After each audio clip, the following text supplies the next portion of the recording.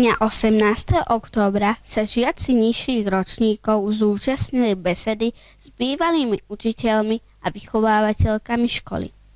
Pozvanie prijali pani učiteľky Viera Kolárová, Zita Jádiová, Anna Ďurišová, Alena Melichová a pán učiteľ Ladislav Kočkovič.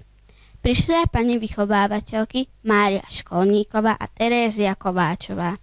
Porozprávali nám svoje zážitky zo školy a mohli sme sa ich aj opýtať, čo nás zaujímalo.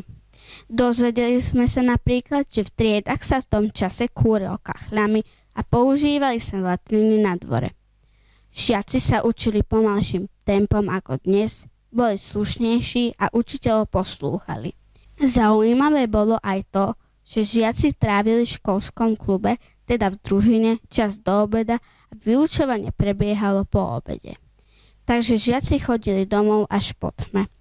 Priestor knižnice boli voľakedy bytí. Všetci boli radi, že si mohli takto spoločne zaspomínať na školské časy a vyjadrili prianie, že by sa radi vrátili.